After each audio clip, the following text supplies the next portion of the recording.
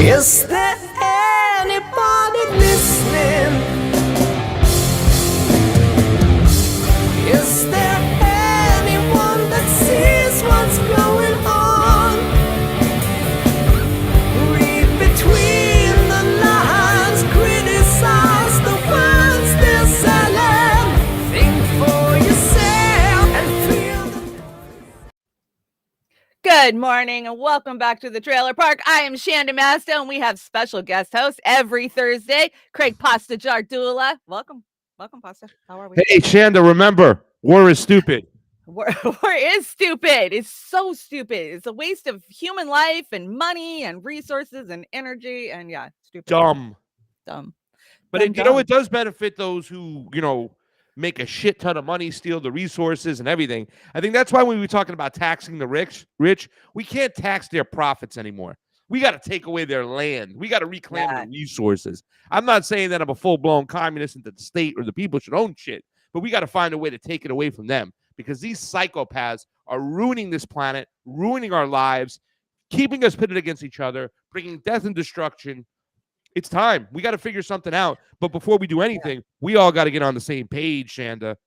I don't know. I mean, they intentionally keep us splittered into a million pieces, right? But right now, I got to tell you, I do have a story on the deck about a huge worker strike in LA. All the hotel workers are going on strike for 4th of July. So if you're planning on going into LA for 4th of July, don't expect much service. And I stand with them. And, shutting down their means of fucking production is the only way we ever hurt them, Pasta. Every time I stand with Shama Sawant and we shut down our ports up here in Seattle, it's the only time we see fucking results out of these assholes. So I stand with all the workers that are out there striking all along the West Coast this week and this coming week. And I don't care if it fucks up supply chain demand. I don't care. I'm used to our supply chain being effed up by the government anyway. So why wouldn't I be okay with it for the workers? I always look at this as a stepping stone, right? Like, I love the unionization. I even can tip my hat off to the unionization of what Amazon did. But at the end of the day, what are we going to do? Wyatt said it great the other day. These people are going to be happy when we unionize DoorDash. I mean, it's what we have to do is get into the mindset that we have to change the whole labor market in the United States. We have to start making stuff. We have to start fixing stuff again. I don't know how we get there or achieve that because those are in charge make it almost impossible for any business to open up and make anything here because they can't be competitive on the market. They have this whole situation just twisted. So we have to also keep our eye on the ball that we need to get back to some type of manufacturing base here in the United States. The one thing really quick, Chanda, and I'll hand it right back off. One of the things that I did appreciate what Donald Trump was trying to do when he was going back and forth in their little sanction wars with China. And he was like, Xi Jinping, I'm going to bring him to his knees. China has no, whatever. We knew that China was like, yeah, buddy, you have no choice. We make all your shit. We have all the resources. We have the labor force. You will do business with us. But when Donald Trump tried to sanction certain things in China, he was trying to get a manufacturing base to come back to the United States. But the oligarchs over here and all the corporate entities are like, no, bud, we'll just go somewhere else. There, we got Vietnam, Mexico, or Vietnam, we got Mexico, Cambodia. Yeah, we ain't bringing it back home. So, sorry. Yeah, but how does that go in sight with their global war, I guess? I don't know. I heard yesterday that the White House and the State Department stance is that it's an unequivocal Russian will, surrender, or because we have to scare China. So we're not going to accept anything less than a full fucking surrender from Russia. That's never going to happen. That's never going to happen. Exactly. It's like, what delusional world are you idiot warhawks living in? Yeah. That's not going to happen. Well, good morning, chat. The chat is already all going off. Jack says, good morning, Pasta and Shanda. Glad to catch you live. Thanks so much for the super chat over on the YouTubes. We are on all kinds of channels this morning. We are on Twitter. We are on Rokfin. We are on Rumble. We are on 2 YouTube channels this morning. So good morning to everybody. I'm a little Good day. confused, Shanda, because it says all these people in the chat are popping off. Is this all from what's up, Willie Bragg? Love Willie Bragg. Good guy. Yeah. Only met him once. Handsome young fella, but watch some of his videos. Don't agree with everything he says, but he's got a good point of view, and he explains what he's talking about very clearly. So if you haven't checked it out, you can really grasp it. He's a great compartmentalizer. This YouTube chat, is this the YouTube chat right here on this read stream? Because this is yes, this is the looking at combined the YouTube itself. chat. It says 3 people watching, and I see 9 people talking in the chat. Okay, because you're probably on the Trailer Park Pundits YouTube channel. If you go over to Beauty and the Boomers channel, there's probably, I don't know, 10 or 15 sitting over there for right now. So we have multiple. So this funnels all of the YouTube chat into one place. So you're getting all of the YouTube chats right there. You're good. So I'm hanging out in Trailer Park with just nobody, with 3 of us. No, I'm trying to build my side stuff, but it's hard to do when you have a main channel, and you know that because you have Convo. And if you would try to start to build something that was just Pasta, it's hard to do. People still just go. So I kind of just run both, and wherever you catch me, Yeah, but I'm like, you got Beauty and the Boomer, Roar. I was looking at Roar. I'm on an Easter egg hunt for your shit. I know, and it's hard. That's why, that's why I struggle. But yeah, here's some of our channels. Go away, little people. I don't know how to get us off there. Anyways, so this will be our Thursday hangout from now on. We're not going to call it To Hell and Back because I want to save To Hell and Back. And I saw somebody talking about this in the chat right off the bat. I want to save it for addiction talk, when we want to cover addiction, big pharma, COVID, those type of things. I want people to just recognize when they see To Hell and Back, we're talking about addiction. So we'll do a To Hell and Back segment inside a Thursday show, but we're just going to call Thursday show whatever it is, Yeah. I just think, and that way we can cover foreign policy, because we end up covering a lot of foreign policy when you come on, and I don't know what that has to do with To Hell and Back. So I created a new slide deck for us and got some new cards up, and this is one of them. What is with you using my old headshot from Hollywood? Oh my God, I have don't you? all your headshots. Are you kidding? I have every headshot you have done. I'm going to get new pictures taken. I already called my boy Omar in LA. I said, next time I'm in there, we're doing headshots. He goes, got it. I'm going to bring hats. I'm gonna spend the whole day. I'm going to hold glasses of wines. I'm going to put flowers in my mouth. I'm going to go by the water. I'm going to go in the desert. I'm going to go everywhere and take pictures. Okay, influencer. No, I just, people say all the time when they look for pictures to put up, they only got those pictures or, so. Oh, I go in, you'll see them on the deck. I'll go into a lot of your good pictures and crop you out with, all of our editing programs. So a lot of the pictures I get, like today's cover card, that's one of your newer pictures that was over on your Twitter. So you put me on John Kirby's face. I did not. Oh yeah, Oz did. Blame it on Oz. You sanctioned it. It was on your show. Oz, you boomer. You did it. That's probably the least we've done to you, Pasta. If you were paying attention, we put you on some pretty bad people. You guys always put me on stuff. I know. I have a ton of pasta refaces that are hilarious. Well, I grabbed this tweet from you from yesterday. It looks like there's a new CEO at the Washington Post. He's the former CEO of the Gates Foundation. What do you have to say about that? Well, this is kind of like, all right, so if everybody doesn't know, and I'm going to make the tweet later on because I'm going to get Jamie on it right now. Jamie's cheese slice. He's doing some engineering for us here and there. We're going to put out the tweet so we can have everybody know that Dr. Cornel West will be on the Convo Couch tomorrow at 5 p.m. Eastern, 2 p.m. Pacific, right? And this is going to be his hardest interview yet because obviously he hasn't had to face the COVID fire, the pushback in Ukraine. I don't think a lot of people understand. When we talk about the COVID, almost immediately the ties between this man, Anthony Fauci, and the Gates Foundation was right there. It was already in the works. We know from Dr. David Martin, who's talked about this for quite some time. There was already a financial incentive in place before COVID even hit the streets. We knew it was there, vaccine, the whole 9 yards. So we understand that. What Jeremy Lafredo put out over there, I don't know if people understand this stuff. The connections are right in front of our face. World Economic Forum. You go back to that tweet really quick, the one that I mean. Yeah. I mean, People have to see this. It takes a little digging, a smidget of digging, right? First of all, I Yeah. know I'm good looking enough to have a show, but sometimes I wonder if I'm smart enough. I'm not college educated, but yet I can't understand why most of the people out there who have shows are not seeing this, or who are not pointing this stuff out. This stuff is like right in front of our face. And the connections, you got it up? Let me see. All right, so Yeah. click the second one, the Washington Post. Look at the article. Look what he's saying. Because I can't even find it right now. Click give the me a Washington Post one. second, because that's just a screenshot. All right, so the but brand I'm new actually CEO I'm on your page, so I'm looking for that right now. Yeah, I couldn't find it. Did somebody take it down? If you retweeted it, where would it have gone? I couldn't see it there. Maybe I wasn't on replies. Hold I'm on. going through your whole page right now, and I don't see it. Dude, I think they took it down. That's crazy, Let me because see I what- just screenshotted it yesterday. Please tell me you're gonna ask Cornell about this licking Fauci's ass video.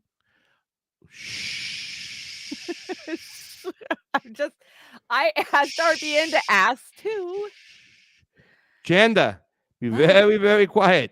We're hunting rabbits. We're hunting rabbits. I don't see that. That's that what I'm tweet saying. any That longer. interview is going to be tough for Dr. Cornell West because, I mean, we're very unique leftists, all right? There are very few of us on the left who said, no, we're not playing these COVID protocol games. I still think Cornell West is in that kind of predicament where a lot of the people who are working on his board, a lot of people who follow him, you talk about the Medea Benjamins, you talk about the Chris Hedges and stuff, they're still playing into the COVID narrative. And when you listen to that video that I have of Dr. Cornell West with Dr. Fauci, some of the stuff that Dr. Cornell West said, it made me pause it, throw down my pen, walk away in anger, because he played into that whole kind of divisive role that was going along there. Like, how can you not wear a mask? How can you not care about your fellow citizen? Instead of recognizing the fact the greatest sin was the censorship, because we didn't allow other voices to come to the table and talk about these things, about the benefits, the risk versus the rewards of masks. We never even had those conversations, nor were we allowed to. So, Dr. Cornell West, we got questions for you. Well, listening yesterday, I don't know if you've had a chance to listen to his interview with RBN yesterday, and a little bit. Nick and they did a great job over there. But and it's going to be hard for you, Pasta. I could see them yesterday as somebody who interviews people who, has done this. I could see them struggling to get the questions in, right? Cornell is long-winded. He likes to keep going, so they get a question in there, and then it's hard to push back on some of these people. There was, a couple of things I would have pushed back on him with, and that is the question of fascism, man.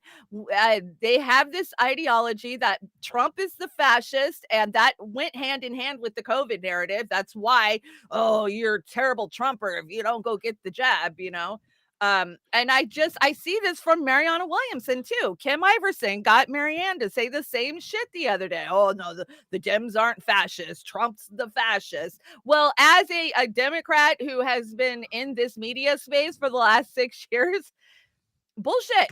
I have seen more censorship and more authoritarian measures under the Democrats than we ever saw under Trump. And I just feel like he really needs to be shaken about this. Like, you're shooting yourself in the foot if you don't recognize this right off the bat.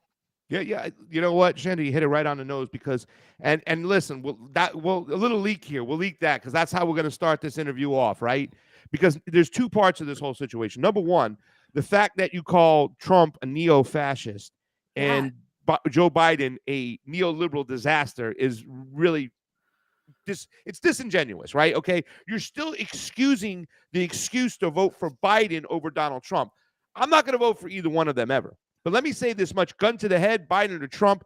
Trump 1,000%. What Biden did immediately when he got into office, he put that idiot Anthony Blinken, all the same people, Jake Sullivan, and they did that on purpose. Yes. And we're seeing that now, Pompeo yesterday out there throwing Trump under the fucking bus first thing in the morning. Oh, he did wrong. They intentionally kissed his ass. And I know you watched that Tucker breakdown a couple of days ago.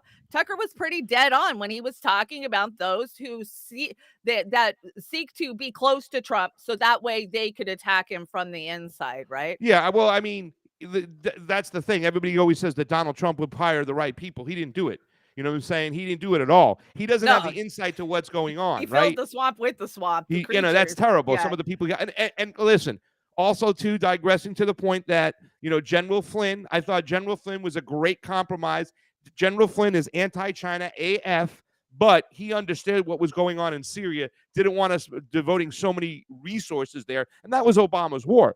Just like this whole Kiev situation has a lot to do with Obama, Hillary Clinton. It's been in the works since 2014. Yeah, But yeah. What Biden did as soon as he got back into office is he hired Victoria Nuland, who's got this hard on, and their number one goal was regime change in Russia by putting a gun to the Russian Federation's head to go in there, because everybody thinks that Putin is making decisions by himself. No, there's a government.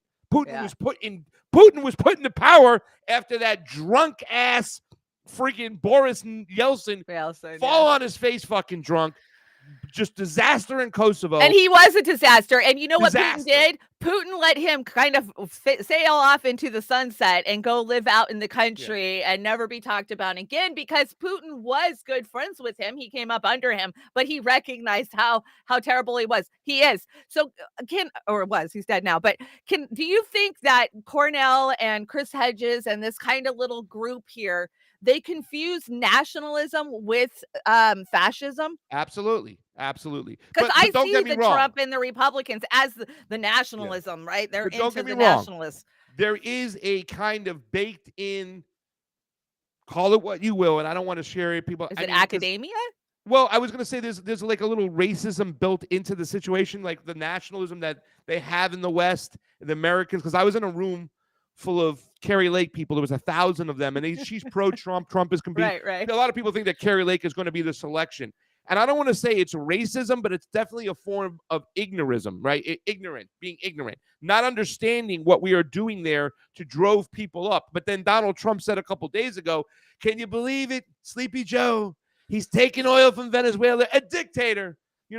We would have had Venezuela if I was still in office. We could have that oil. And he goes along with the sanction regimes of sweating the people out and starving them out, so that then he can go in and try to take power or get the person that we want in there. That's the same type of language. So there is a form of ignorism built into that nationalism, where they do think that these countries are shithole countries just by their own freaking, their own, not without factoring in the fact that the West is so involved what happens in their countries and in the global economy. In other words, we're suffocating them, but yet they think they've done this by themselves because they're ignorant Latin people that can't get their shit together. That's kind of baked into that nationalist mindset of the Trumper. There is a form of fascism there where corporations are calling shots and whatnot, but it's not neo-fascism. That's Joe Biden. Big tech, big pharma, military-industrial complex. Basically the government, hand in hand, exactly. Baked in. He is the neo-fascist. But my question to Dr. Cornell West will be this, because Dr. Cornell West says that he's going to go into Trump land and try to talk to these people and try to get them over there. And his so far, what he is stating, that he's going to go in there and let them know that Trump is a Pied Piper. He's a neo-fascist, and you don't have to fall for that. Well, if you're using that type of language of calling him a neo-fascist, you're saying his supporters are supporters of neo-fascism. That's not going to fly. They're not going to even listen to you, Dr. Cornell West, when you address them like that. How do you expect to get Trump people, a decent amount of them, if that's your goal, if you're going to go there and belittle them and spit in their face and call them neo-fascists? You're going to either, one, tell them they're stupid and they don't know what's going on, or two, they're supporting fascism. That's not the way to do it. Chanda, what fucking leftist do you know? And I'm not patting myself on the back here, but what leftists do you fucking know that will go into these Trump events, that will do these Trump events, that will talk to fucking libertarians like me? I know these people. Exactly. This is my mother. This is my cousins. This is my friends. These are my neighbors. People are like, why aren't you flipping out about the Zionist shit with RFK? I live in Boca Raton. I went to school to Boca Raton. Yeah, they're the biggest Zionists in the world. Yeah. I have Zionist fathers where I hung out with their daughters and their sons that were some of the greatest people in the world, and they think they're justified in what they're doing. I think they're wrong, 100%, but that's why I don't go crazy and flip out when RFK does that stuff. So can I ask you, how much of our policy is pushed by that? How What's much that? of our foreign policy is pushed by Zionists and the drive to bring back the second coming of Christ? Because that's ultimately what it boils down to, Pasta, at the end of the fucking day, right? They got to rebuild the temple. Yeah. Yeah. Well, listen. That's crazy, though. That's crazy that almost all of the global policy is driven by a religious factor and a prophecy. And we never talk about it. We never acknowledge it. We Yeah. never say that's the true drive of Zionism ever. Yeah, I know. Isn't it just crazy? Well, I think they use Zionism as a front. I still think it's just global elites that want to control everything at all time and stuff like that. And let me just say this much. Dr. West, Ironically, they're evil. best. There's nobody like Dr. West when it comes to I agree. talking about Israel-Palestine. And I think he needs to apply that same type of logic to trying to talk to Trumpers, because you start calling them neo-fascism. And first of all, baby, come on, Dr. West. Don't be sitting there calling Biden a neoliberal disaster. He's a neo-fascist to the fullest degree. He's more of a fascist, more of a warmonger than Biden, than Trump ever was. I ain't here going saying Trump is right, but stop. You're still manufacturing consent for your mistake, your wrong vote, for telling people to vote for Biden in the first place. That's what it's about. You know what I'm saying? But okay, so now he's announced that he's moved from the Movement for a People's Party to the Green Party. That happened over on Katie Halper's show night before last, and I'm like, what? Did he really? I mean, within an hour, I'm searching everywhere. I even went to his Twitter page thinking, well, if he switched to the Greens, he probably made an announcement somewhere, right? No, it's just a little blurb, and then everybody had to figure it out. But of course, then he was on RBN yesterday. Do you think that he has a better chance of running inside the Green Party than he did with the Movement for a People's Party? Yes and no. Break it down.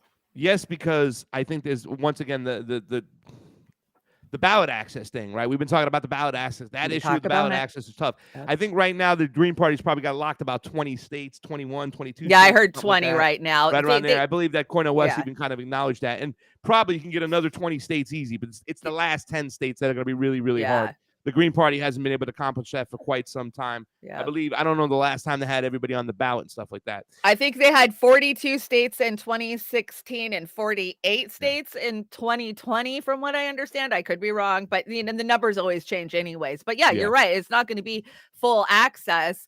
We've seen a lot of problems inside the Green Party. Howie Hawkins has kind of taken hold of that party, and it's turned into a pro-war, pro-big pharma party under Hawkins. Do you think that, with the kind of stranglehold of Cornel West and Shama Sawant and Ajamu Braku and Cornel West, can they capture the Green Party and take it back?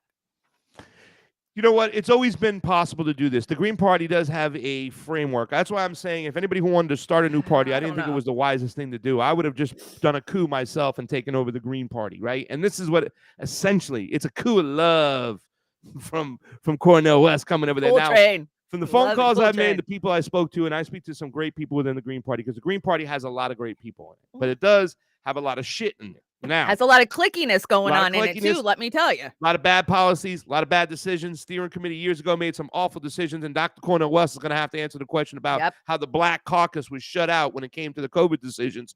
I stood with the leader of the Black Caucus, who was thrown out, and it was in D.C.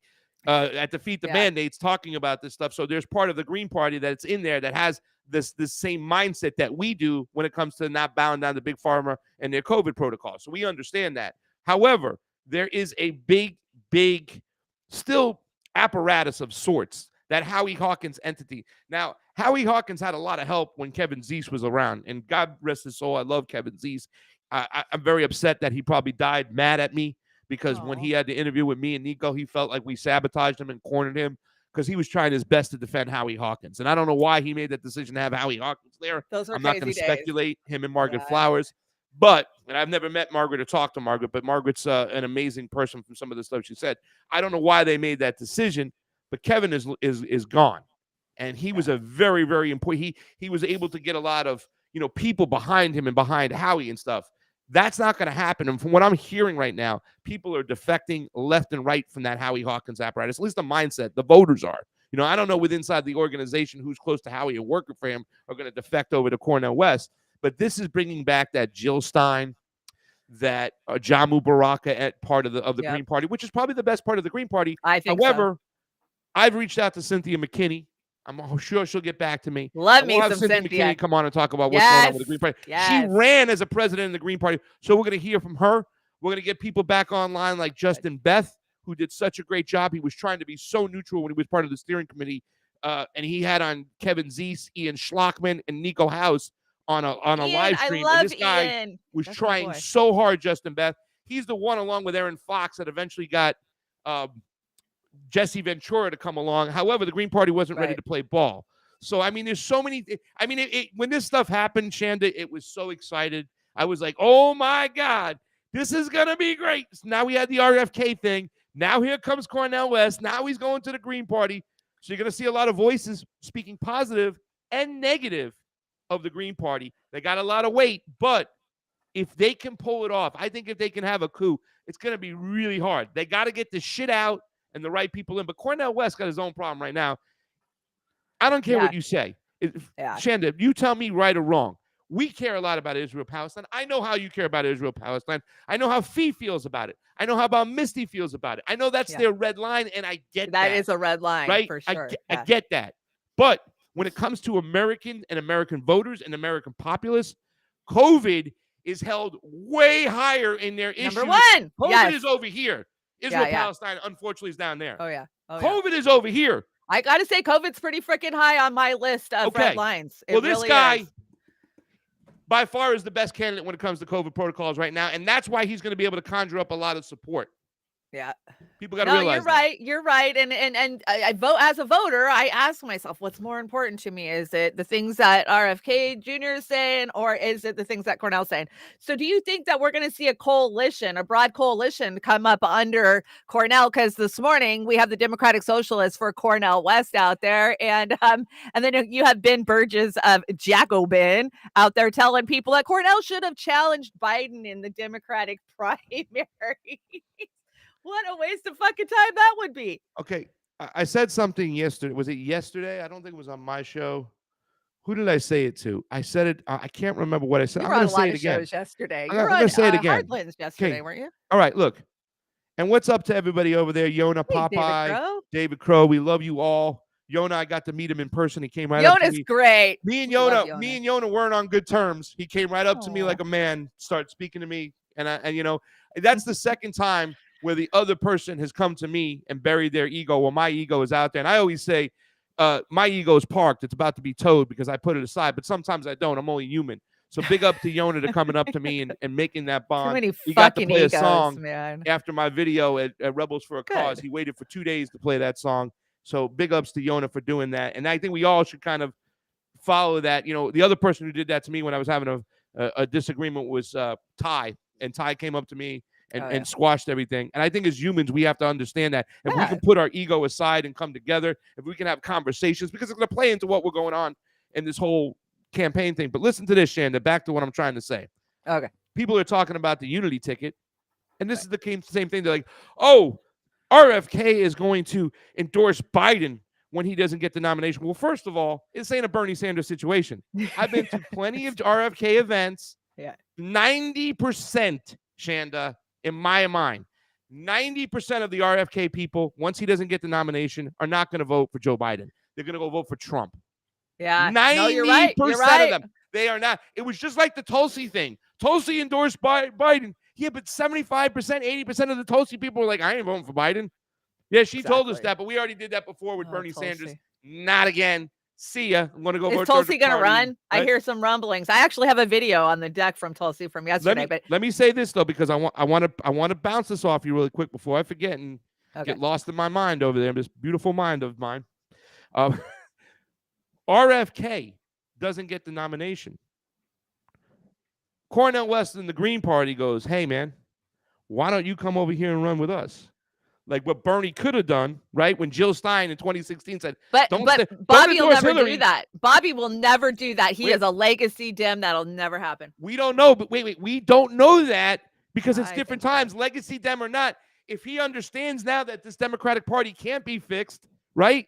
Why not say if Cornel goes, hey, Bobby, come be my vice, or vice versa, and we have this giant movement together That would be now. great. That would be great living in That is the fantasy best land. scenario. People are not listen. You got to put it up on the whiteboard. Put it up on the whiteboard. Put for it me, up on Chanda. the whiteboard. I And- don't think that it's doable just because when you understand RFK Jr.'s history, I think he's a fucking sleeper, Pasta. I think the Dems have intentionally put him in there. They know Biden is a lost cause. They know that they can win over the Trump voters with the whole COVID angle. And I think he's a sleeper. I'm telling There's you, no way he's those. been I'm having telling you right dinner now. with the heads of if the Democratic Party for anybody- 30 years. There's If no way anybody's done their he's homework, opposition to that party. if anybody's done their homework, they know that an RFK supporter is not voting for Biden. Oh, absolutely. Just like when we said Bernie or bust, we tried to warn them in 2016 that we would not vote for anybody else inside the Democratic Party. And most of us went to Jill Stein. And that's why I will never believe that Jill Stein got less than 6% in 2016. People I don't say- believe that for a minute. People say they can control RFK, but they had to kill his father and his uncle because they couldn't control him. That's true. That is So, you know, that is true. and listen here, at the end of the day, Chanda, what I'm excited about is the political education to a very politically ignorant country. You know what I'm saying? Understanding that politics is tied to social issues. Politics, you either do politics or politics do you, right? Do Here you go, yeah. Marianne Williamson. I'll give you a little credit for saying that. But She wasn't the first one to say it. I know, but she promise. said it recently. You know, I'm going to give her a little But credit it's there. true, and I lived it. Yeah, I'd vote You got to every do it, 4 right? years. You don't get involved, right. Chanda. If you don't get Right. involved with your You don't have a decisions, say. people make your decisions for you. Well, you That's don't why have a this say whole anyway, but- election thing is let them steal it. You got to get out there. And when people go, oh, we have to need a movement outside of electoral politics. Well, where is it? Where is it, Chanda? Well, and that's what okay, so this is what I'm saying. I don't Okay, see it. Hold on. Let me look at we've got it. Ain't Shama under the Sawant. desk. It ain't. Listen, we got Shama Sawant, we got Cornel West, we got Chris Hedges, we got Ajama Baraku, we've got Jill Stein. These were the ones who pushed the movement of the 99 in 2016. I know I was on the ground with that movement multiple times in Philly, in Seattle, in Chicago. It's out there, and that is based in the workers. And I'm just, okay, so this is my thing. Fine, we'll do the Cornell thing. We'll push him through the Green Party. We know that when he gets in the general, he's not going to beat third party is not going to just come up and a tidal wave over the duopoly that has control of our election system. So, okay, we'll have a good run in the election and we'll get people fired up. But what the hell are they going to do with that energy after they lose in 2024? With Bernie, it's splintered off into a million pieces. So we lived it in real time. Some went to our revolution. Some went to, the Movement for a People's Party. Everybody was working. They didn't channel that energy. All of that Bernie energy just fizzled away. It got sucked dry money-wise by, orgs like our revolution or whatnot.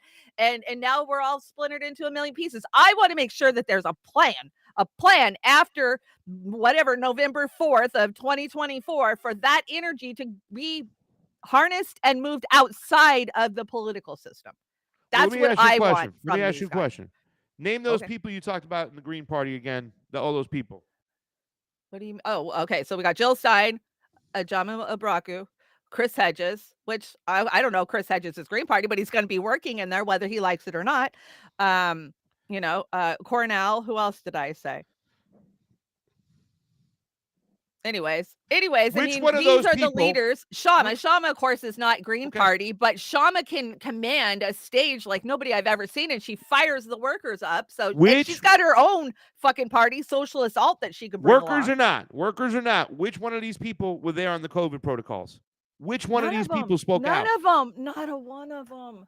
Not a one of them. Not even Shama, which broke my heart. That's man. why RFK is 'Cause they're is getting so scared. much attention. A lot of people are going to be one issue voters. They see what happened. They saw that this was a psyop. Wait. I'm sorry. Well, close enough, right? Wasn't I don't a want to get psyop, kicked but- off YouTube. Yeah, By the way, be careful. guys, share the link. I see a super Ray in there. I see a super chat. Excuse me. Share it out to the Let's help fams. fam. Chanda Let's help is looking fam. too good today. She is bringing the fire. Aw, She's got the thanks. deck. She needs a couple bucks. Let's help her out. We got to help independent Dude, media so we can find more I money. haven't even get paid from YouTube. I make so little. You know how you have to make so much? They just go, yeah, we'll pay you in a couple of months. You know, did you see Terrible. my one tweet where I put up? So I was like, oh, so YouTube has changed their guidelines when it comes to elections. Well, maybe I can reapply for monetization. I reapplied in December. I go back, Yeah. it's still up there. We are reviewing your application. It usually takes a month. It's been 6 months, 6 you months. donkeys. We'll just ignore you. That way we don't have to. I have the same problem over on Twitter, right? It's supposed to be the land of free speech over there. But that's funny. I get censored every Friday for saying the word uncensored. So, Pasta, I got to ask you about this. Biden tops Trump by 4 points in the new poll. This is a poll out yesterday. Do you think that that is reality with what we saw I heard with Senator Chuck Grassley and Ted Cruz the last few days? I heard that they were polling zombies, and the zombies. They're pulling the dead people that vote. Dude, listen. All these polls they're showing are full of shit, guys. They don't talk about who they're asking, how they're asking the questions, because they ask the questions. First of all, it's who they poll. Number one is biased, so they know that. Number two, the way they ask the questions is kind of trickery to where they can get an answer and get the results they want. These polls already have an intended outcome before they're even given, okay? So that's that. We know that. 100%. Second, when have you seen anybody show up for a Biden rally? He's not even going out there right now. They're not going to do rallies because they 81 million. anybody. 81 million. Trump goes to one place. Trump has motor cages. People waiting to watch his motor cages when he lands back in New Jersey from going to get indicted in Florida, and there's hundreds and hundreds of people out there. I mean, no, Biden. No, there's no way Biden is polling anywhere. Let me tell you something. If you had an honest poll, right, and those polls that they show Marianne Williamson, Biden, 6%. I'm not Biden. Those are bullshit. I'm really not. And once people understand that RFK is running, they'll be like, the only people that will stick with Biden are the shit lips. That's it. The butt Trumpers, the managerial class of sorts. So has RFK Jr. said that he will endorse Biden like a good Dem? Has he signed his pledge yet? No. He doesn't have to sign that pledge because there's no debates. He said, I haven't had a plan B yet. He hasn't talked about what he's going to do. You don't know what he needs to get on CNN and do a town hall like Trumper did. But, CNN. They're not going to give him a town hall. Well, I don't think they'll give Trump another town hall either. Jake Tapper and Rachel Maddow have had it with them covering Trump. I brought a little clip. We'll get to it. But I got to ask you about this from yesterday. Have you seen this clip of Ted Cruz asking the FBI director about Biden's lost tapes, bribery tapes? Yeah. This is good. And I hate Cruz, but it's still good. Last month, a whistleblower brought to light the existence in the FBI of a report, an FD 1023, in which the informant alleges that President Biden and his family members engaged in a $5 million bribery scheme during his time as vice president. Deputy Director Abate, is it true that the FBI has a report making those allegations? I'm not going to comment on that, Senator. And why is that? I'm just not going to comment on information we received, investigations. Do you owe an obligation to the American people to be candid about evidence of corruption by the President of the United States? This is an area that I'm not going to get into with you, Senator. Well, I understand you don't want to, and that's why people are mad at the FBI, because you're stonewalling and covering up serious allegations of evidence of corruption from the president. Yesterday, Senator Chuck Grassley stood on the Senate floor and alleged that there are 17 recordings of this informant from Burisma, Ukrainian natural gas company. 15 of them are recordings, voice recordings of him talking to Hunter Biden. 2 of them are voice recordings of him talking to Joe Biden. Deputy Director Abate, does the FBI have 17 voice recordings laying out evidence of a bribery scheme? Senator, I would add also that we've worked with the House Oversight Committee. Yeah, this is the Senate. We're the other side of the Capitol. This is the Senate. Do you have those 17 recordings? I'm not going to comment on any investigative matters, Senator. See, that's the problem. The FBI, and I've had this conversation with Chris Wray too, this is why you are damaging the institution. The American people have a right to know whether there is serious, credible evidence that the President of the United States took a $5 million bribe. And by the way, if it's false, Chairman Durbin just rolled his eyes. If Chairman Durbin were interested in the rule of law, we would have a hearing on these allegations. But of course, the Democrats don't want a hearing on these allegations. And to be clear, if the allegations are false, you know who could disprove them? Joe Biden. He could call for this to be released publicly. But the FBI is stonewalling. Go ahead, Pasta. Tell me what you think. What do you think of that? You know, when I initially look at this stuff, I start to think to myself, is this just more of the let's kind of divide people into two camps? Let's keep the Show people them. split more than anything. Because a lot of it is true. A lot of this stuff we knew for quite some time. Yep. I mean, I think a reason why we were kind of hip to what was going on in Ukraine, Russia, me and Fee, when we started the Convo Couch, we were foreign policy junkies. And we were talking a lot before we even had one show on the Convo Couch of what was going on inside Ukraine, right? Yep. So even though we know a lot of this information, what do we see on the other side? Oh, Trump's getting indicted for having classified information. So it just seems like they're furthermore trying to split the people and keep people in camps, you know, and now it's just become this political volleyball back and forth. But, you know, the fact that they're not even talking about what papers Trump had. I know, right? The actual substance in those papers, they're not even talking about it. Yeah. They're just throwing it out there. That bumper says, oh, he classified information. Well, you know, he's the commander in chief. So did Hillary. He could declassify anything he wants, guys. Yeah. This case is mute. The Biden situation definitely seems to have more weight behind it. In other words, there's definite evidence that Biden is guilty of these charges, whatnot, of working with these foreign governments, manipulating waste, taking and carving out Ukraine and making sure he has 100% control in it. Because not only did they go in there and carpetbag everything and make a shit ton of money, they used Ukraine to threaten World War III. So there's much more significant than what's going on there. But the whole thing about it is Senator Cruz will sit over there and go, Biden this, Biden that, Biden this, Biden that. Inside his chamber, he's got people who went to Kiev. He's got Lindsey Graham who went there and stirred shit up with real McCain, not just eye patch McCain. The Republicans are just as guilty of this too as well. And that's the thing that he's not bringing to the American people. He's playing political volleyball with the situation rather than calling everybody out. And then Senator Cruz, he's got a lot of dirt on himself too as well, I bet. Oh, I'm sure. You start digging into Bolivia. I'd like to see what that guy, how he was involved over there, because we know Rubio was involved.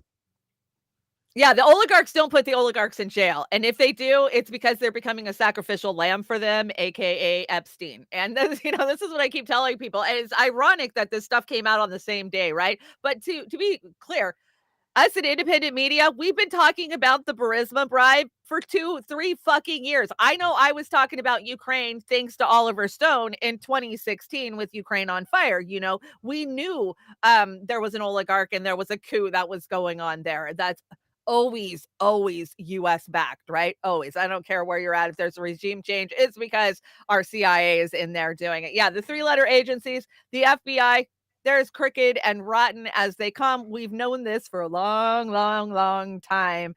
And yeah, I don't expect much. I brought this tweet from you, or you brought this tweet. Let's see what this is.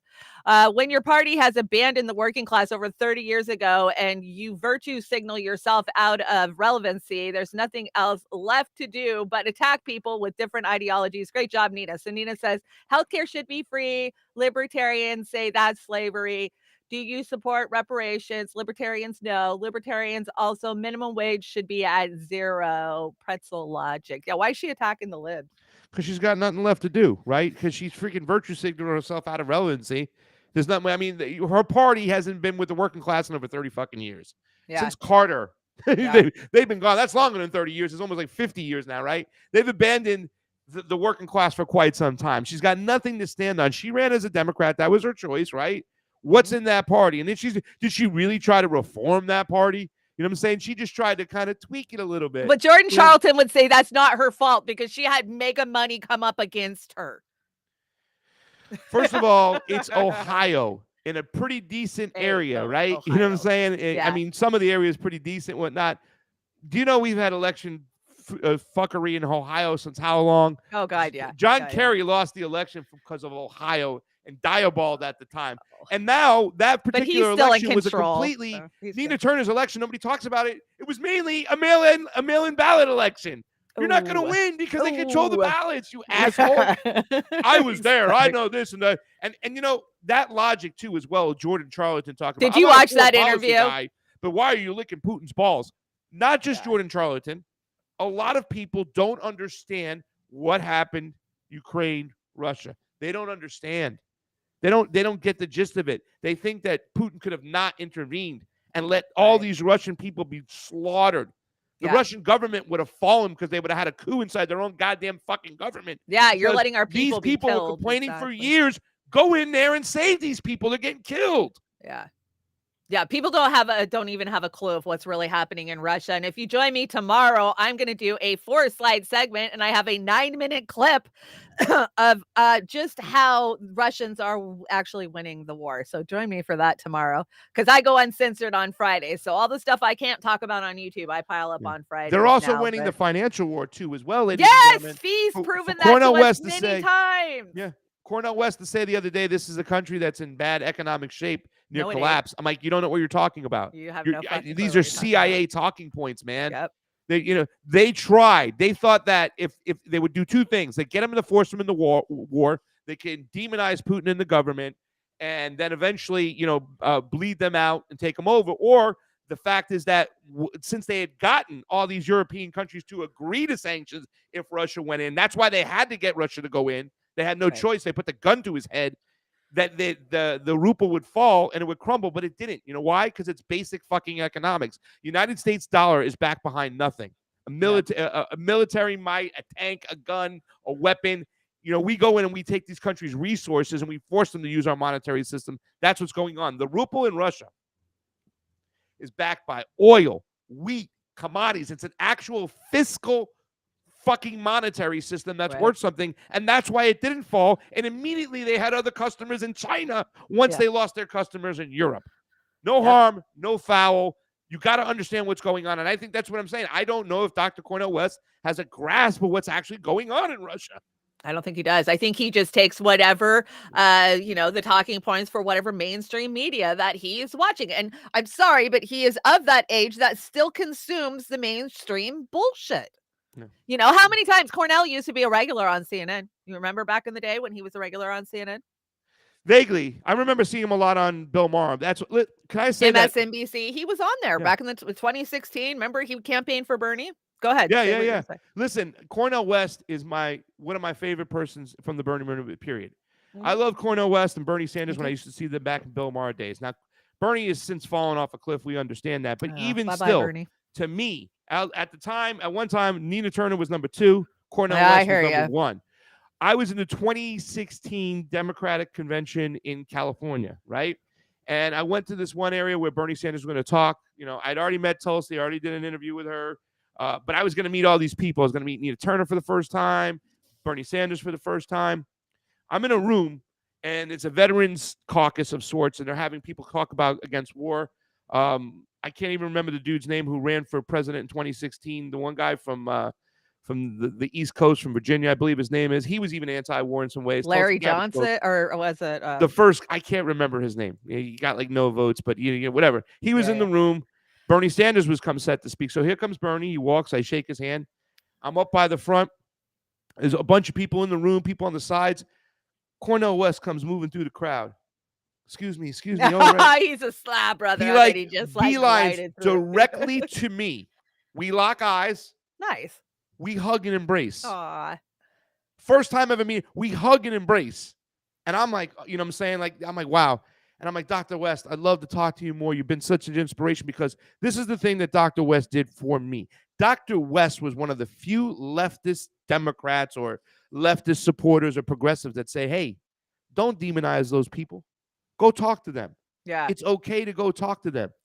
I think it was 2018, the convention. I'm getting my dates mixed up. Yeah, but that's why it's so important, Pasta, that we do talk to him, because so many of us have such a great respect for him, and we know that he comes from a place of love, and he doesn't just make it about, a people of color message, or it's all inclusive, the working, the poor, the poor coming together. And I love that about him, but we've got to have him hear us.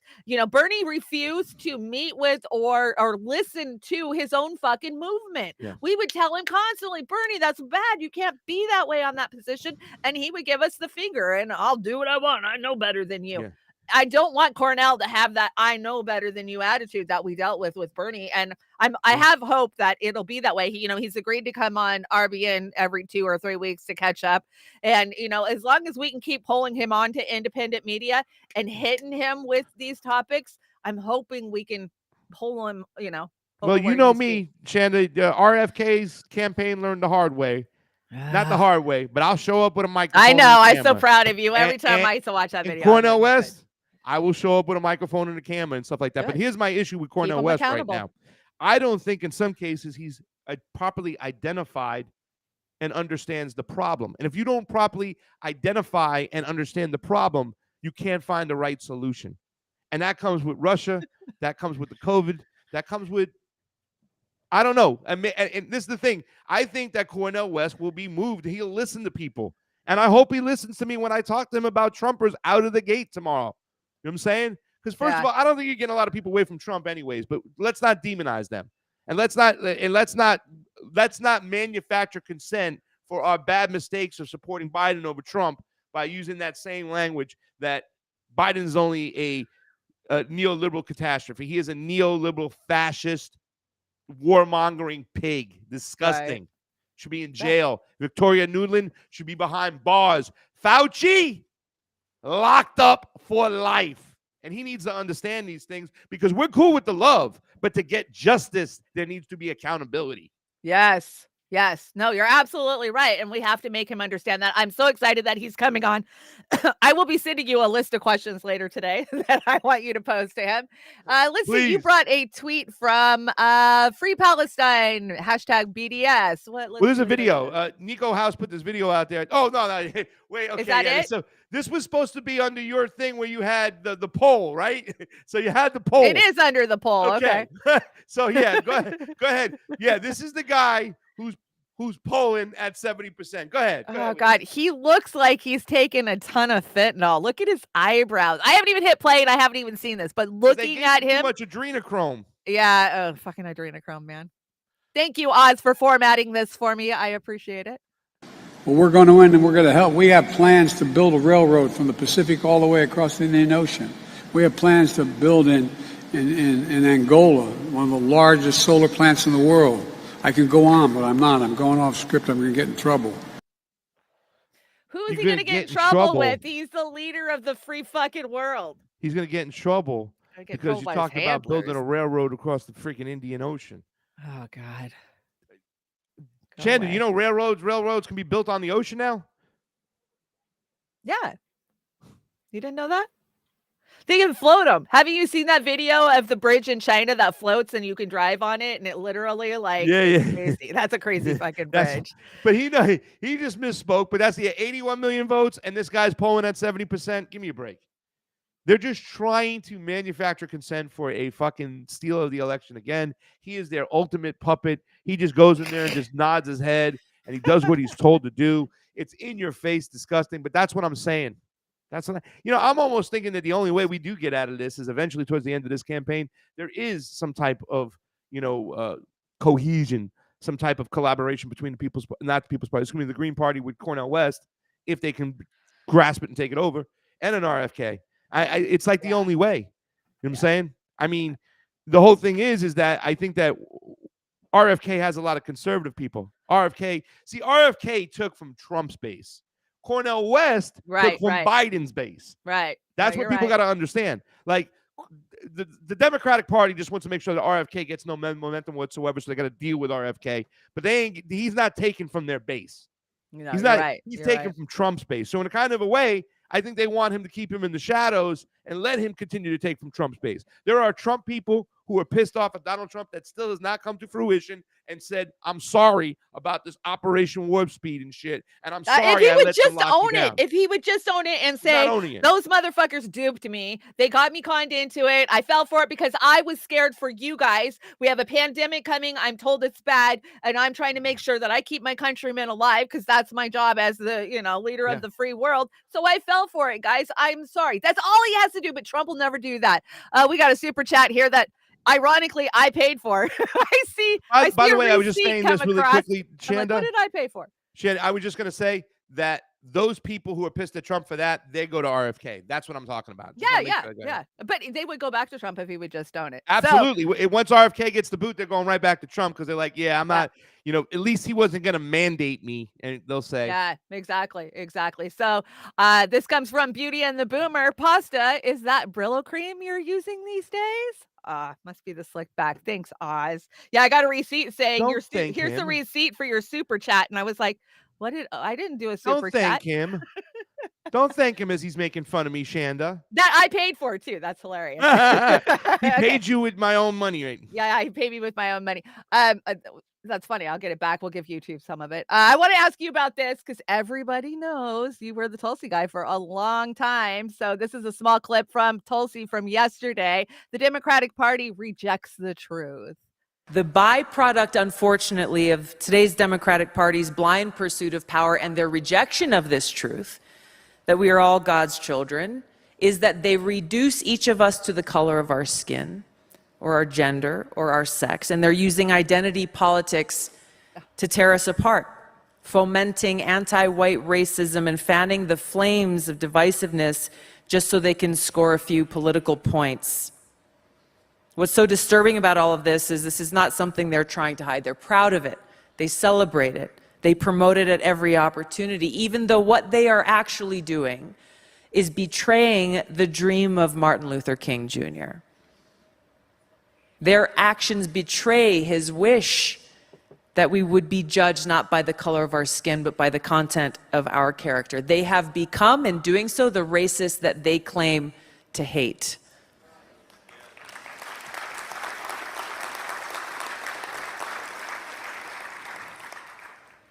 You heard from Riley Gaines earlier. What an incredibly brave and courageous woman who embodies the consequence of what happens when the Democrats reject the existence of objective truth. They reject the truth that we as women exist, and even as they continue to claim that they are the ones who are champions for women. They are the ones, not my predecessor, but the woman who held the seat that I served in Congress. She was one of the leading advocates for the passage of Title IX over 50 years ago. And you look at what they're doing now, spitting in the face of every woman and girl who has benefited from the passage of Title IX by saying that actually women don't exist, that we're just a construct of someone's mind, that anybody at any time can say, well, you know what, I'm a woman too.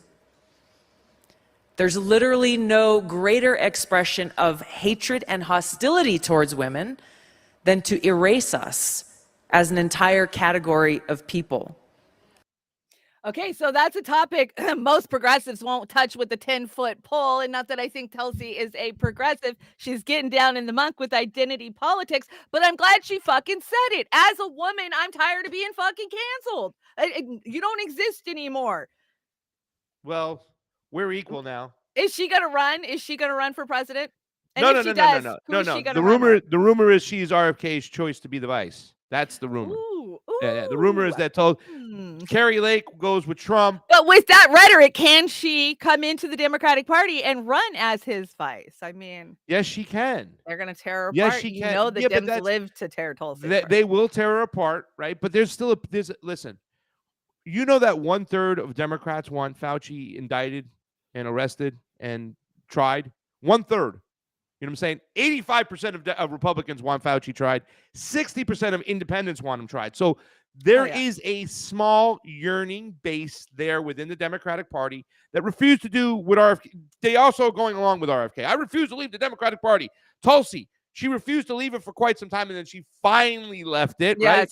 Yes. But there's a small group of leftists or Democrats that refuse to leave, like we did, that are saying, no. We're not playing these games anymore. This is bullshit. They want to.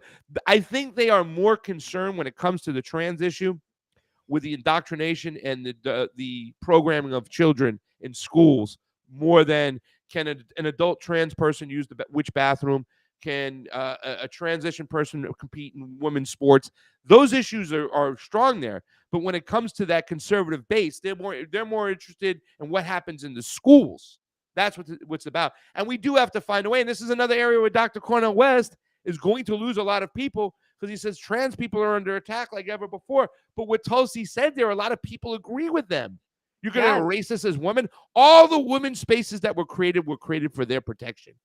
Yeah. But Now not we're just gonna anymore. remove But that? not anymore. Those gonna are all remove that? removed now. Yeah, right. It's sad to me as a woman because we fought so hard. And in my lifetime, I have reaped the benefits of my grandmothers and my mothers fighting for us. And in my lifetime, it's gone. It's gone that quickly.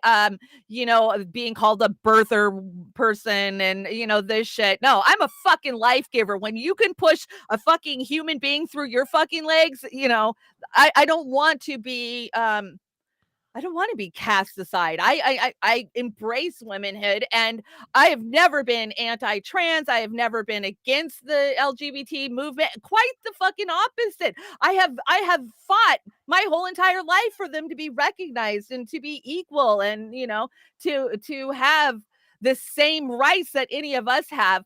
But is that taking other people's rights away? Is that giving them rights? No, that's just taking rights away. That's not actually adding rights. We got a Super Ray over on the Rokfin. Let's address it, Chanda. I'm Go ahead. ready. Let's go. You go ahead. You read it. Because I All want to right. hear you. You're better on this one anyways.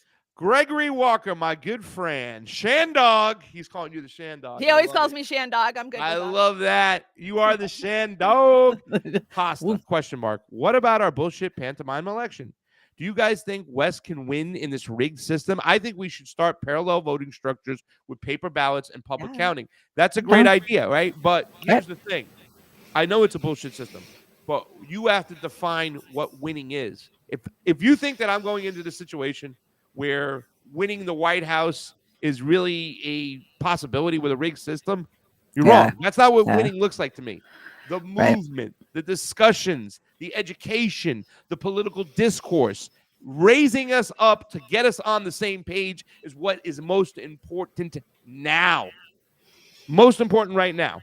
Getting everybody on the same page. Understanding, number one, there's the ruling class and there's us. Now, we got to be careful with these trap doors. Is RFK a trap door? Who knows? We have to see. But the words that are coming out of his mouth right now, addressing the CIA, addressing these captured agencies, which is really at the heart of things. These captured agencies is what's running this country. These captured agencies are dictating foreign policy, domestic policy. That's what we need to focus on. We need to understand it because that's the true fascism we have here. So I define winning, Greg, is getting the political discourse out there, having the conversations we would not have. Could you imagine, Chanda, if Kamala Harris was controlling the political discourse? She'd just be giggling her ass off. Well, in a way, she kind of is. So my question is, and he says, building parallel voting structures with paper ballots and public counting. Now, I'm a trained vote observer. I don't know how that would work, how we would manage to get that passed on the local levels because the Democrats in every county that I have been in have a stranglehold on those systems, Pasta. And I mean, it seems simple, right? Let's just cast your ballot and paper ballot and we count. Here's what they've already planted, right? They planted the thing is like, listen, it's part of cancel culture. We just won't participate. Oh, they're going to have their own parallel voting system? Don't participate. They use this tactic overseas, Greg.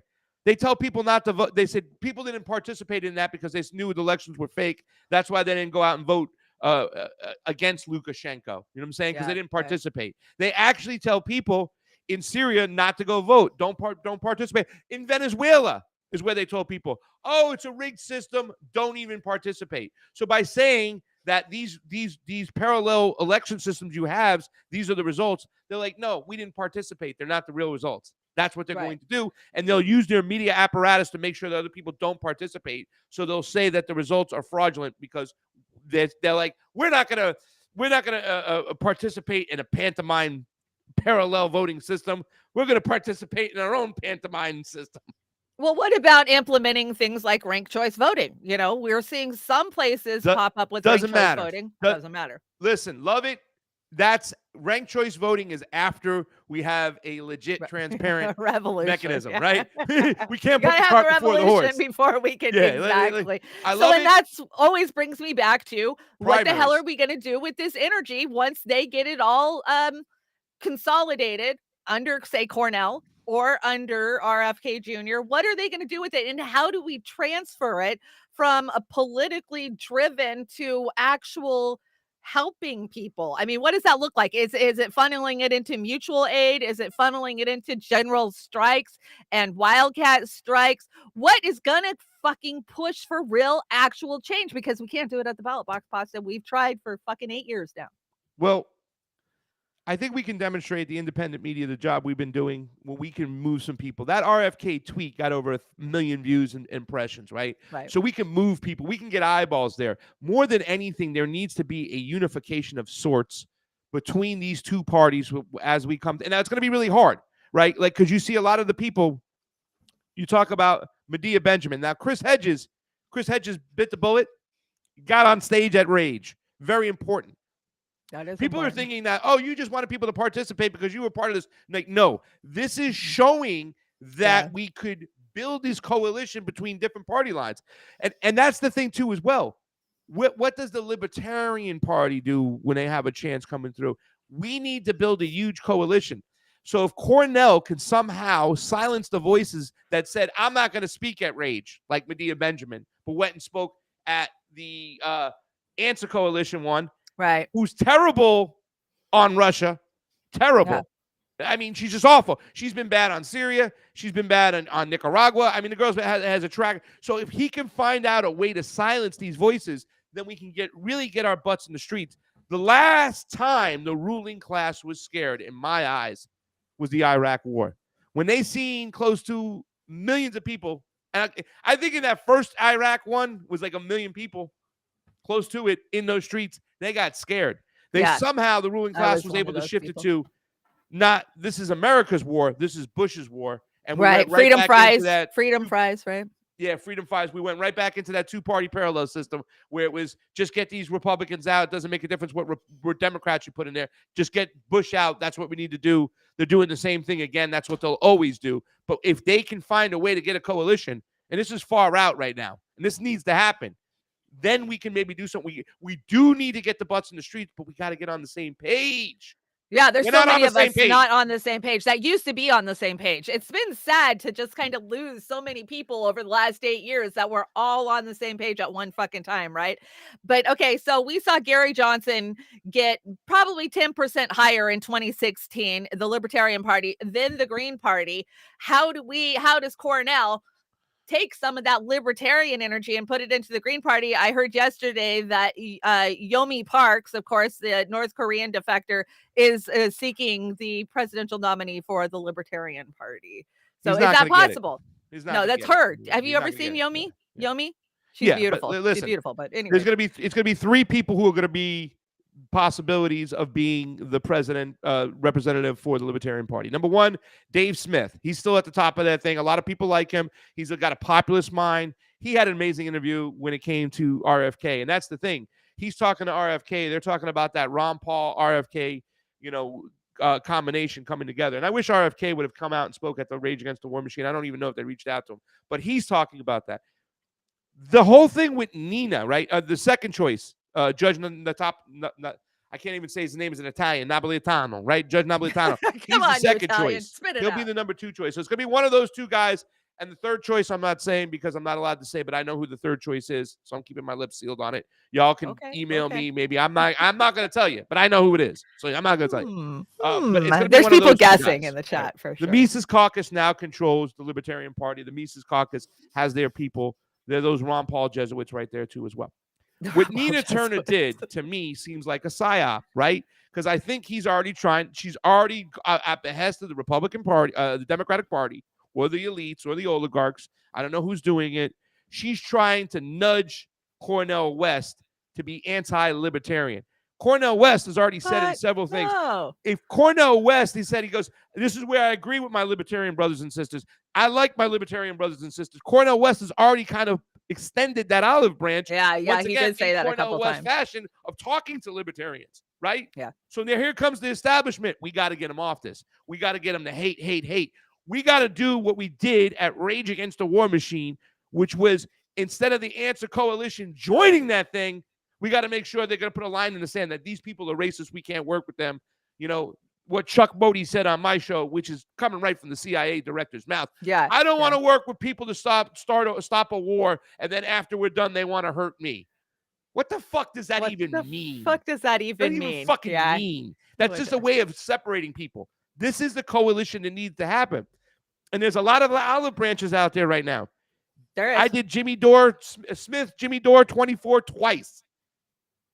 Where I don't know where Jimmy ends up in this whole thing, who he ends up supporting, but there'll be olive branches. There's areas there. Caleb Maupin did the show with Spike Cohen and Dave Smith. There are olive branches there. There are bridges we build. And that's the thing. Everybody hates on Nick Brana. Nick Brana. I don't. Listen, I don't got my Nick Brana t-shirt. I was never part of MPP. I had one, right? I'll have to admit. I was the state lead for Washington State, so of course. But I don't talk shit about Nick because I don't know the ins and outs behind a lot of shit. So it's speculation, like it always is. So by the way, just want to say, whether you like him or not, and there's a lot of reasons to question him, right? There is. I ain't gonna I'll even. do that. But he put that he worked with Angela McCardle, chair of the Libertarian Party, to get that thing up there. That was important because that is a bridge. We need to start building these bridges. We need to get people on the same page. And with people who are saying, I'm not working with them, they're racist. That's going to be the death of us. That's going to be the demise. They're racist. They're anti-trans. That's going to be the death of us. That's going to be the demise. Right? I agree. What about the existential threat? Yeah, I care about all these things, but can we care about these things if there's World War III, Shanda? No. Absolutely not. And that's what it comes down to. None of this identity politics, conquer and divide bullshit is gonna, even affect us if we're all dealing with, nuclear winter. Yeah. Yeah, that's just the way I see it. So you stopped by as the Burmese Brigade yesterday. You were on Red Voice Media, or was that the day before? A couple days ago. Couple days ago.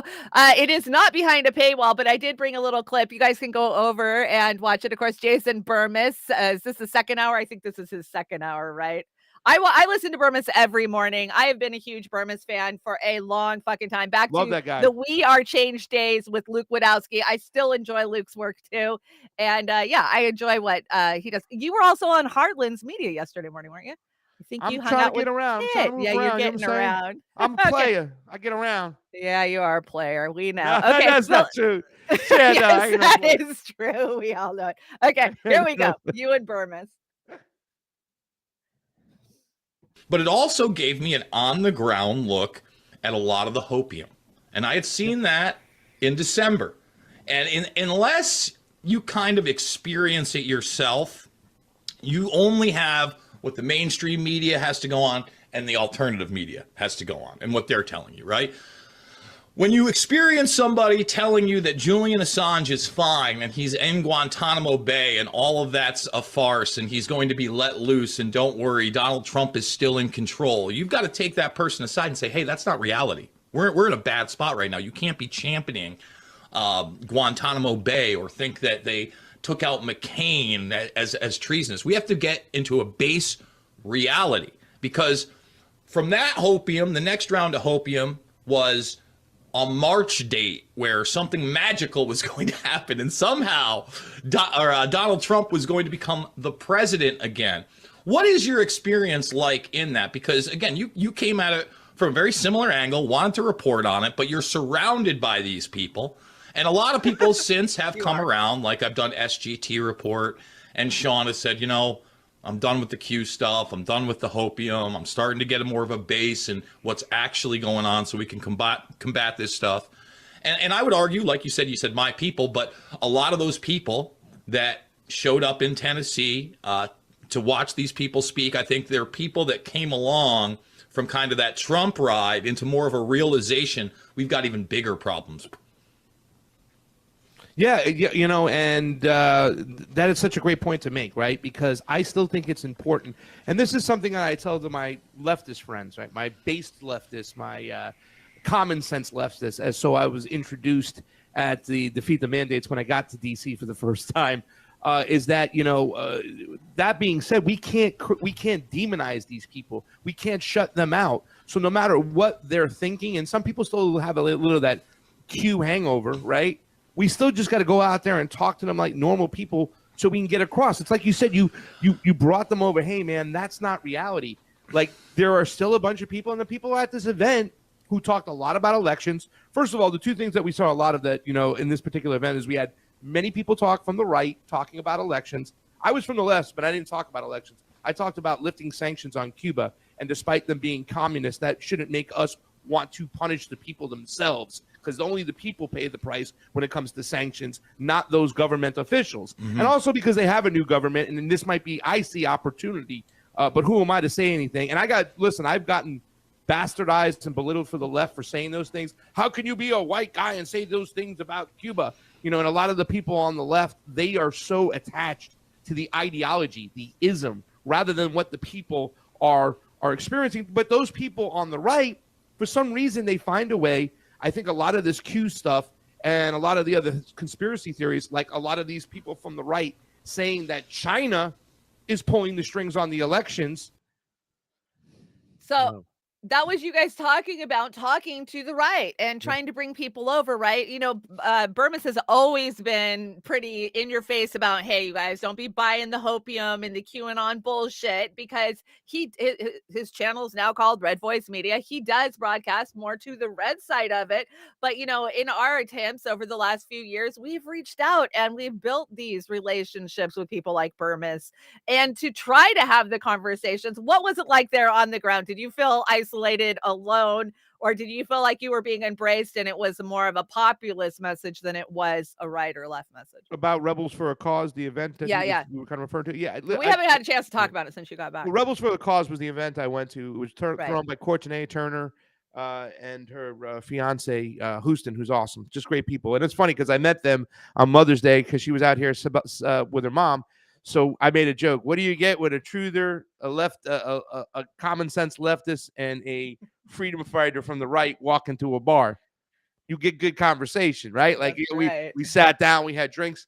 And listen, even at the Kerry Lake event the other day, she said so many great things in her speech, but towards the end, she pivots to it's China, and they're doing these things, and it drives you crazy, the right? Other day, like, fuck, Kyle Rittenhouse, like, you were doing great till you brought Kyle in as the goddamn savior. It's one of those things. It really kind of gets you a little bit down. And listen, I had a lot of conversations at the Rebel for a Cause event with people about migration and what is the cause for migration. Still, the people on the populist right do not want to admit that it's our foreign policy. Right. That's why I went the Cuba route to say, listen, what we do is we start. It's our first action, and it causes chain reactions around. But it's hard when you hear these things too, and and even the Q leftoverness is inside the populist right movement. A lot of the people in the populist right still believe that China is pulling the strings, and they'll manufacture a consent for an event, a war against China. And they also think that communism is the big bad devil under the bed. Right? Yeah, you're a crazy communist. It's not about the ism, it's about all these people controlling these isms, which they are even a little bit more hip to than people on the left. So it is going to be a struggle no matter what when we have these kind of people with these kind of ideologies that are stuck in their brain to get it across. But we got to find a way to not demonize them and talk down to them to do so. That's why I see a big problem with Dr. Cornel West's language of, Trump's a neo-fascist. Yeah. He needs to drop that talking point for sure, which is hard because I think that has been a muscle memory response for him since 2016, because I remember hearing him say that the whole time that Trump was running. So since we're touching on Cuba, before I let you out of here for the day, I want to talk about Cuba. Of course, U.S. imperialistic gangsterism and Cuba. National Week on Cuba 2020 fall meeting. Cuba ambassador to the United Nations, Yuri Gala Lopez, explains how state sponsor of terrorism designation intensifies with the U.S. blockade. Now, you do so much work down there. Come on, shut that off. Tell me about it. Are we having these conversations when you're in the room? And I know you are because I see the video, but how are they receiving it? How are they receiving you pushing back on, hey guys, blockades and the sanctions is just hurting the people of Cuba. It's not actually doing any good. Like I said, the reason why I made that baseball video is because I wanted to find a way for just people to put their fists down, right? Jonah was giving me props about it in the chat, and he got to see it played live and whatnot. Went out on the live stream and stuff. I still think people still have an issue with the communism thing, but if we can find a way to disarm them and just say, hey, we're humans. And that's why I made that video. Yeah. We- No, it's we great. get I've a got lot- it. I brought it. I brought Yeah. it. Let me pull it up so everybody knows what we're talking about. Okay, if you guys have not seen this, Pasta made this video last time he was in Cuba. You've been passing out baseballs and baseball equipment, right? Okay, here Yes. we go. Oh, hey, get back here. Where'd you go? Just like, nope. What is going on here? When I made it looks like just a picture. When I made Okay, the hold video, on. I'll pull it up and see if I can get it in there. Maybe I didn't bring it in. Okay, go ahead.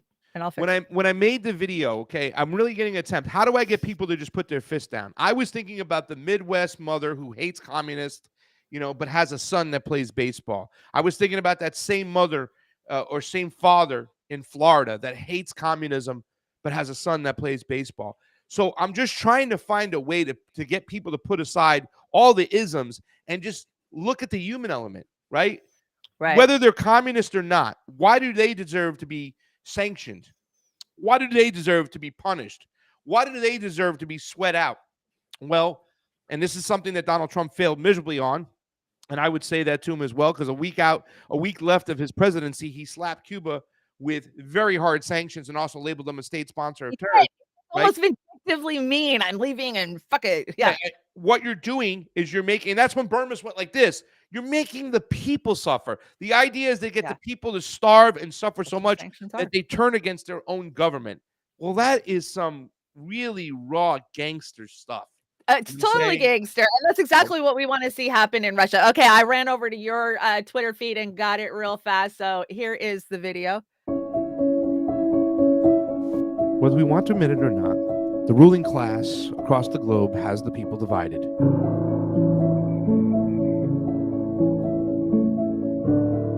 Especially in the case of the U.S. versus Cuba.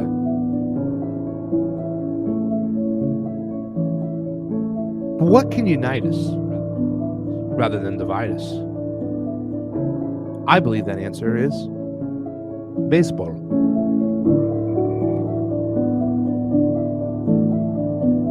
I believe that baseball can build bridges because it humanizes us and allows us to put aside those isms in which the ruling class are using to divide us.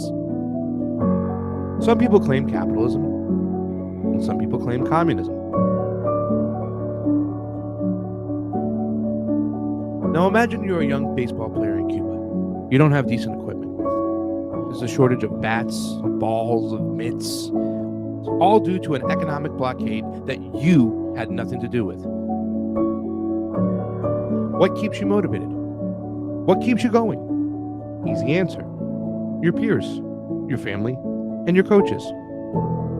On my last trip to Cuba, I was miraculously able to connect with a Little League group completely by luck. This is Rosendo Ruenes. He was a good baseball player himself at a young age and has been coaching for over 20 years now. Along with his team of coaches, he not only prepares his athletes for the games on the field, but for the game of life as well. All his players need to maintain their grades to take the field on game day. I donated some baseball equipment that I brought from the States to the kids of Havana. Here are some of those players. So can baseball really be a bridge to connecting humans with different ideologies? I certainly believe it can. And if you're an American citizen who has a kid who plays Little League, if your kid was from Cuba, is it fair that he should be put in the middle of a 60-year-old conflict? Should he be trapped between any government on either side of the conflict? The answer is simple. The answer is no. So isn't it time we push the U.S. government to end its brutal blockade and sanctions against the people of Cuba? I say we do so, and we use baseball as a bridge.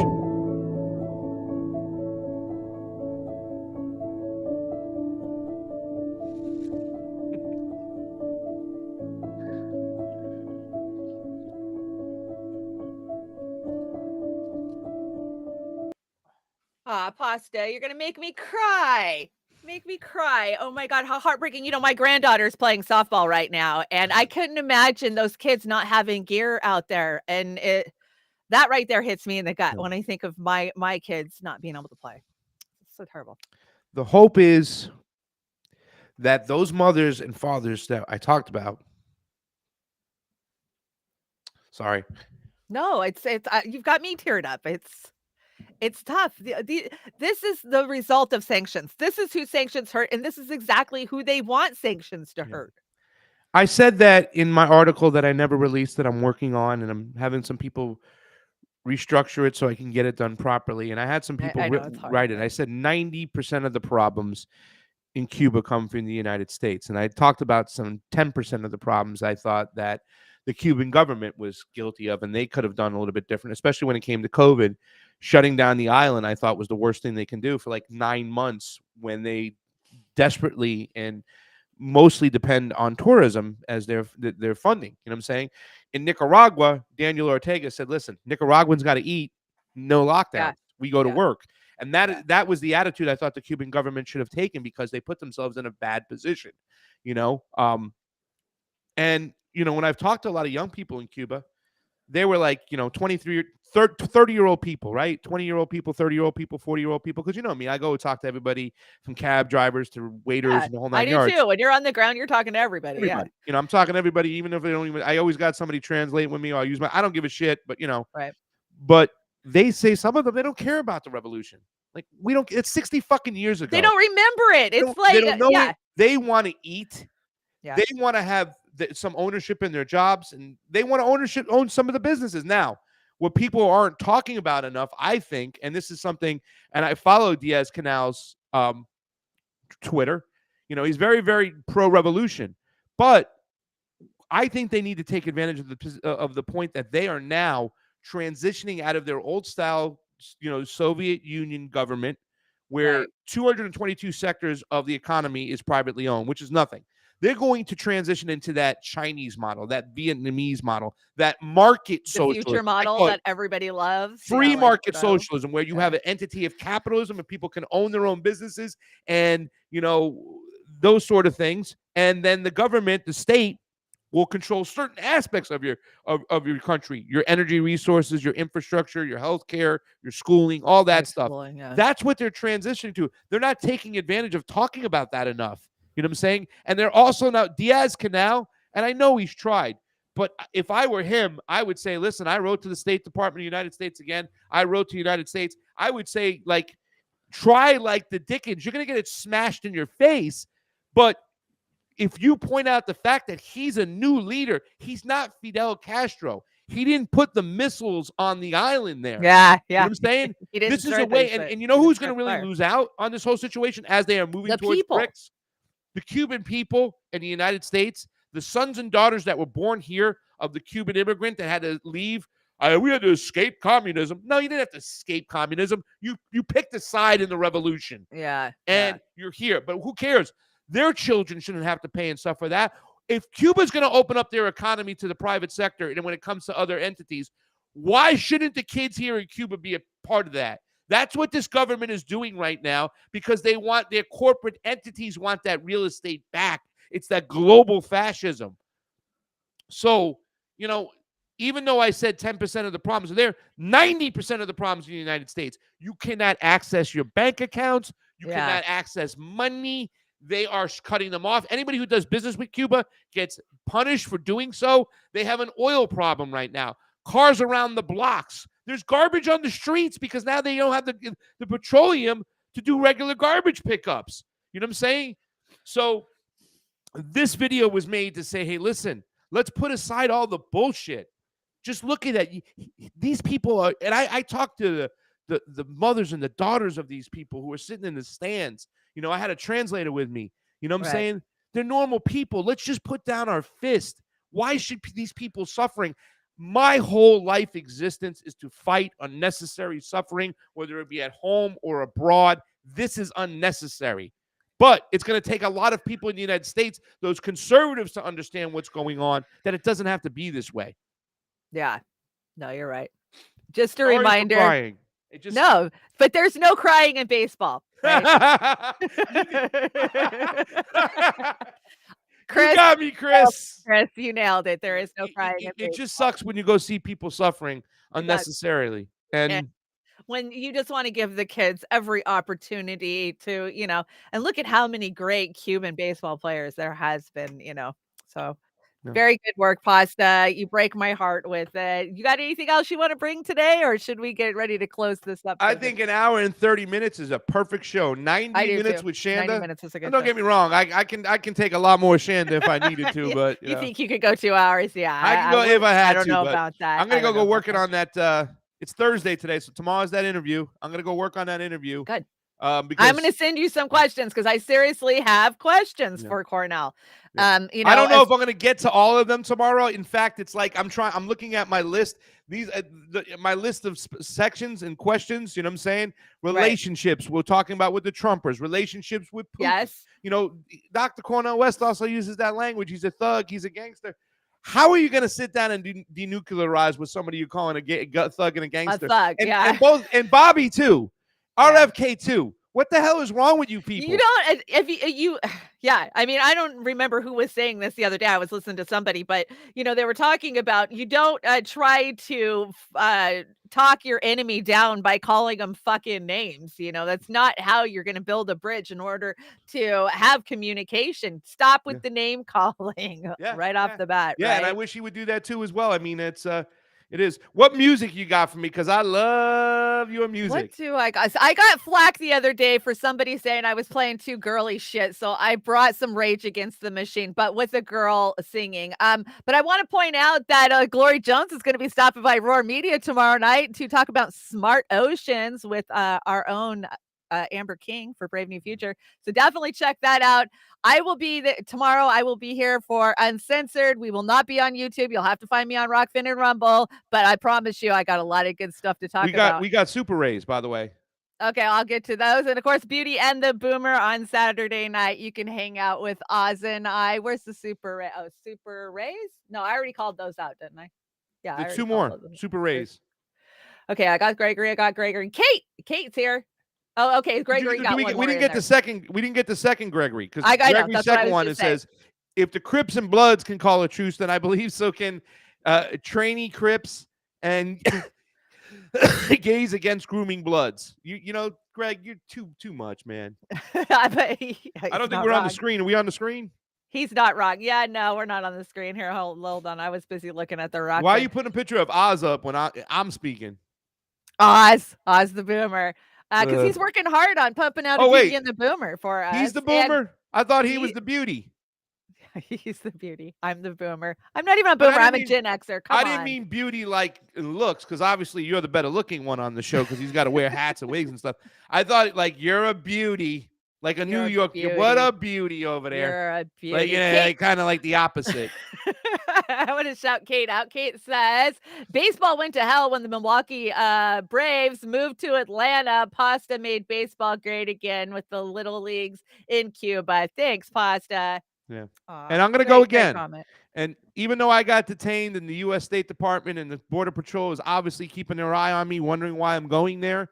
You know what I'm saying? And like I said, I ain't working for nobody. I'm independent. I'm a journalist. Right. I ain't working for no government, nowhere. I work for the people by spreading the truth and what I see and doing the reporting that, you know, from where I go. And I'm going to go bring more baseball equipment. And I want to thank everybody out there, people like Charlie Robinson, people like my friend Sean Simpson, people like Deborah Wilson, all these people who made it possible for me to put some money into some baseball equipment to take over there. And I'm going to continue to do it. And I'm going to spread love. And I'm going to show it. And maybe one day we can get a game where if they lift these fucking sanctions and we can have some of our kids from Little League go over there and play in Cuba and just really show the people what it's about. That's a goal, really Pasta. That's a good goal. That is a damn good goal. That's what I'm looking for. I stand with you. I love what you're doing over there. And I want to get to Cuba with you. I was supposed to be there on the first trip and I didn't make it. So I'm hoping I can make it the next one. times. You come on the next one. We go together. You plan to short, like you're going, I'm going Friday. I'm on the other side of the country. It takes me a lot of money and a lot of time to get to Cuba. We'll have to do a fundraiser. We will have to do a fundraiser. And the best way for us to do a fundraiser, guys, is if you share this video, you get more people there. YouTube's still shadow banning us and keeping us both down. We've been demonetized for a while. Shannon and they've been getting their ass kicked too as well. So share. If there's anybody who clips up shit, clip shit up. Clip it. We would love. We need somebody who can do clips, man. All of us. That's the one Are we on place Rumble? that We are on Rumble. Hey, Rumble. Kate's over there. Dingo's over there. Aerowaves is over there. We are on Rumble. Fred's on Fred. Rumble. Fred Edward, the Fred's peppers are over on coming in. YouTube. The I peppers know. are growing. Mine are growing too, but we're not getting a lot of heat up here. So mine are little. They're tiny. They're gonna stay tiny. Let's see. Yeah, I I heard Beauty and the Boomer had small peppers. we have small peppers. It's because it's cold where we are. They can't get big because it's They're small. always It's always cold. using the cold as an excuse for why It they're is small. cold here. It's Always right using now, the cold for an excuse why they're it's small. 60 degrees and mostly sunny on my computer right now. 60 degrees where I am. If you guys want to help us out, all of Pasta's donation sites are in the link below. If you are on the YouTube, and Rokfin's donation site or description box has been a nightmare lately. Don't even get me started. So we appreciate you guys helping us out. And yeah, Pasta, I think we're out of here. This is Sleep Now in the Fire. And this is a cover by My Fair Friend. Got anything else to say? I love you, Shanda. I love love Oz. I love everybody over there. We love you guys. Fucking Amber, the whole crew. Thank you guys so much. I am so glad and proud to call you guys my brothers and sisters I in feel this the fight same together. way. Thank you. You are Fam, man. definitely We're all fam. fam. Damn and right. thank you to everybody who's watching, supporting. Thank you to everybody who's throwing a couple We had dollars great in there. numbers. Yeah. We got a lot of shit good coming, fam. Yeah, You know, people are like, Pasta, what are you going to do now that you left the morning show? Don't worry, I left for a reason, not because I had future plans for myself. You're going to see a lot of stuff from Pasta coming up. I am not sitting down quietly. I got a lot of stuff to come, a lot of fun stuff too as well. I'm going to bring some fun to the seriousness that's going on there. So don't worry about it, ladies and gentlemen. You're going to see a lot more stuff out of me.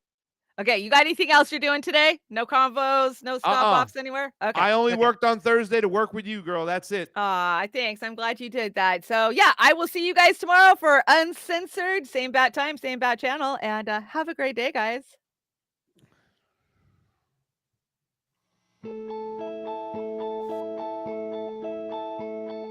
Hush, little baby, don't say a word, or Papa's gonna silence you.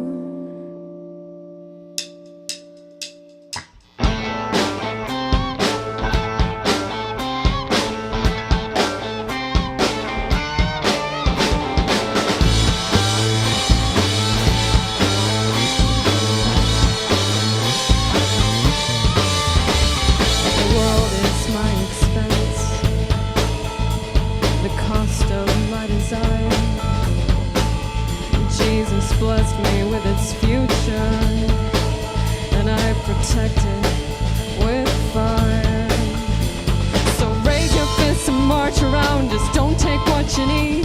I'll jail and bury those committed and smother the rest in greed. Crawl with me into tomorrow, or I'll drag you to your grave. I'm deep inside your children, they'll betray you in my name.